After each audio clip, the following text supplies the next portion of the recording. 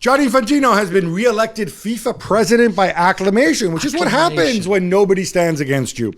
Or rather, some people did stand against him, but they didn't get the necessary 5 backers to be nominated.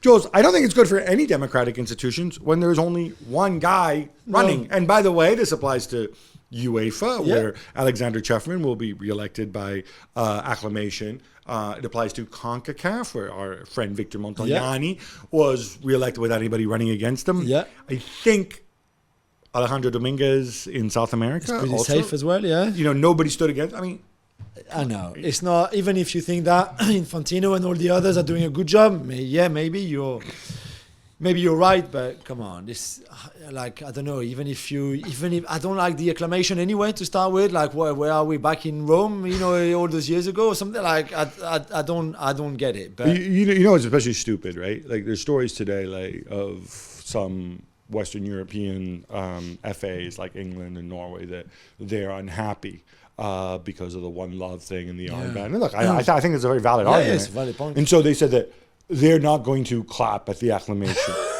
How about you do something meaningful, like get behind, nominate somebody. If you have an alternate viewpoint, do that. Because we're not going to notice if the 209 other countries. Yes, I'm really going to notice. Come on, FIFA man.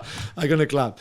Let's go to the CONCACAF Champions League now. And Violette from Haiti beating Austin FC 3-2 on aggregate. Gab, this is unbelievable. Is it pronounced Violette? I'm assuming they speak French in Haiti. Yeah. I mean, I said you should say Violette, really, but I thought I'd put a little English spin on it. I just wanted you to say Violette. Yeah, Violette. I mean, but I'm not sure if people would really understand Violette. But I think you would say. I'm not sure people hadn't heard of Violette. This is a tremendous story. If you type in like a result or a match on Google, like it gives you like the crest and the lineups. It makes it. There's no Violette crest. It's just like a big gray thing, right? This is such an underdog story. It's such a humiliation for Austin FC and that cuddly pre-court or whatever that weirdo's name is. This team is from Haiti. They haven't played a game in 8 months. Haiti's obviously had a ton of problems of the president assassinated. It's a very poor country to begin with. Things are breaking down. So the league was suspended 8 months ago. Nobody knows when it's going to start again.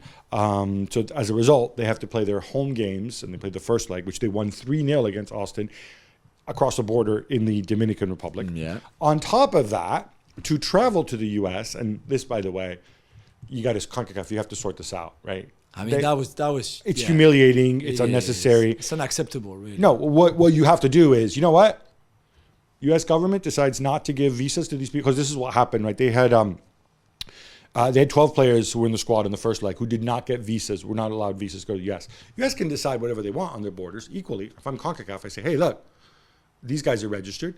Is there another country where we can play this game? Let's play this game in a neutral venue, right? Completely. Because obviously it gives certain teams an unfair advantage, right? It's the B team, basically, that Austin played in. It's worse than the B team. So the goalkeeper was terrible. They had no backup goalkeeper. The goalkeeper threw one into his own net. But on top of that, they had to recruit 2 extra players from some team in New Jersey they're 2 Haitian immigrants to the U.S. to make up the numbers. They had 14 players, and they still still qualified. Yeah, Austin, who I think were 4th last year, the 4th best record in MLS last year. Tremendous shout out to Violette. It's a humiliation. Oh, look, I am all in.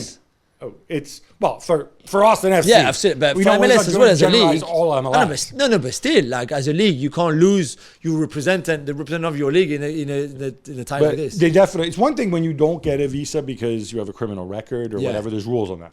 But this should not be allowed in Europe. I don't think it would be allowed. It shouldn't be allowed in CONCACAF either. It's just not fair to these countries. But play it elsewhere if you can't sort out the visas.